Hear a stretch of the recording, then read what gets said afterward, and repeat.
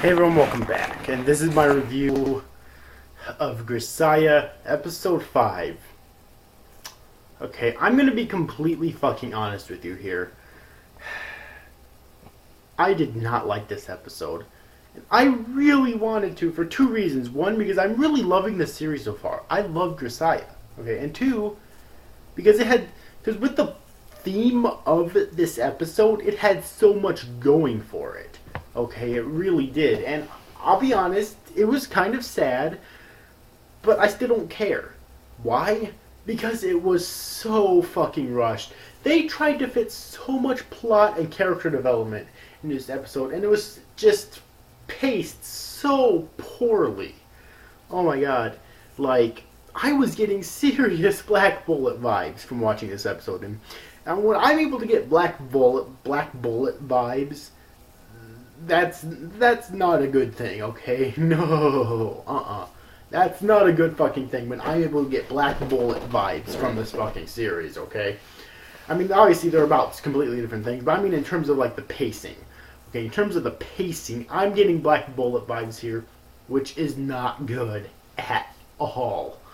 Oh my god, that's a disaster waiting to happen, okay? It really is. So, yeah. So what exactly was wrong with this episode? Well, they tried to do so much, and in such short amount of time, and I just couldn't follow it. Okay, really, I couldn't. Like, I thought the episode would start out at the end of the last episode with that cat dying, and maybe continue that plot. But it didn't, and that's not inherently my complaint. I just thought I'd mention that it actually didn't, even though I thought for sure that it was going to, because it seemed like they could do more with that, but they didn't. But either way, though, okay, let me try. I had so fucking much trouble following this, but let me try to make sense of this right here on camera, okay? Keyword, try.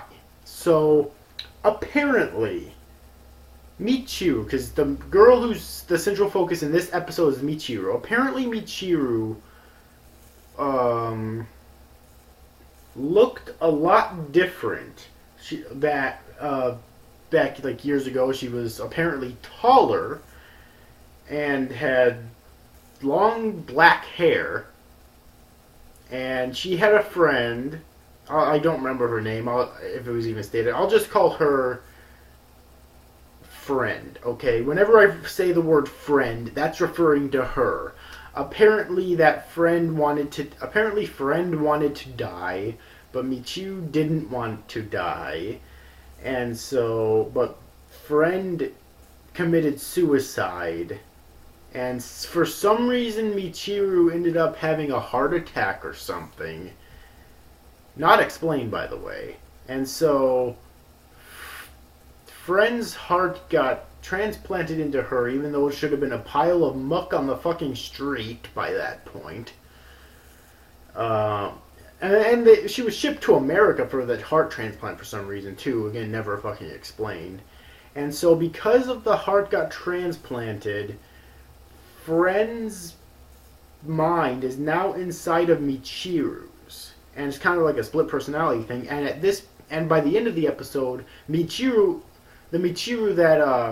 that Yuji knew at the beginning of the series is actually no more. She's nowhere to. Well, wait, no. Okay, scratch that. By the end of the episode, Friend's mind is actually gone for some reason, and Michiru's, I believe, is the only one left. It's one of the two. Okay. And for some reason, Michiru went to this school and changed her appearance drastically by cutting her hair, dyeing it blonde, and somehow she became shorter. Did I get that? And apparently Michiru wants to die because Friend died, and so Yuji puts her to the test by giving her what was supposedly like a drug, although he revealed later on that it was just candy. Okay, which was actually kind of funny, I do have to admit. And she was put to sleep and put in a coffin in the ground, closed, and he buried her. Okay. Apparently she was buried there for 3 fucking days. And she lived. Are you fucking kidding me? Are you fucking kidding me here? Like, okay, she didn't eat or drink at all, so how's she alive? And she needs fucking oxygen to live. She should have been fucking dead, seriously. What's this bullshit? Oh my god. And apparently Yuji didn't eat or drink during that entire 3 days either. What the fuck? This episode truly made no fucking sense. I cannot for the life of me make sense out of this. Okay?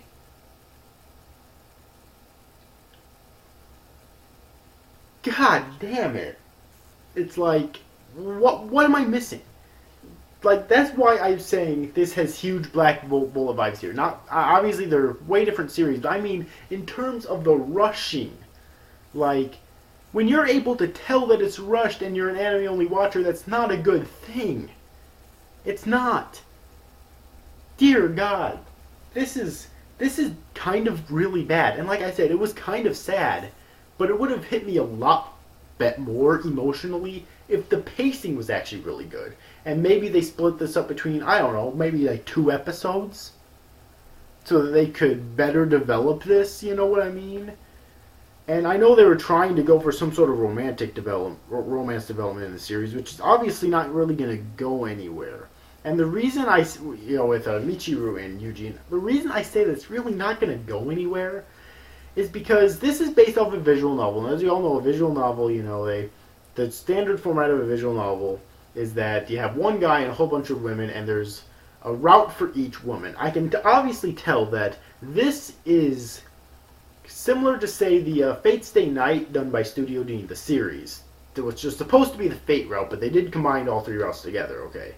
And the reason I say it's kind of like that is because it's clear that they're trying to combine all the routes together. I don't know how many routes that the visual novel has, but it's clear that they're trying to combine all of them together. Okay.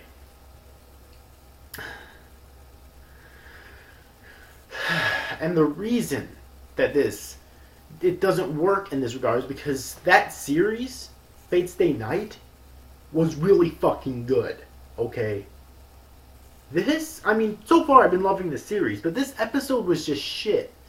Okay, and the reason I say that the romance isn't going to go anywhere is because they're trying to combine all 3 of the routes together. So obviously they're going to have lots of romantic moments, I'm assuming, with Yuji and every single girl. Okay, at least every single girl that has their own route. I'm not sure if every single girl in the series, or at the school, has their own route. Like the teacher, I don't know if she has her own route. I've never played the visual novel, as you can probably tell.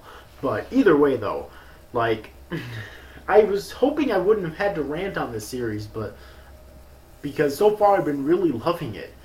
But unfortunately, I had to, because this was just sad, and I'm really disappointed that this episode of Grisaia was this fucking rushed. Okay. So anyways, I think I'm going to wrap up this review here. Yeah.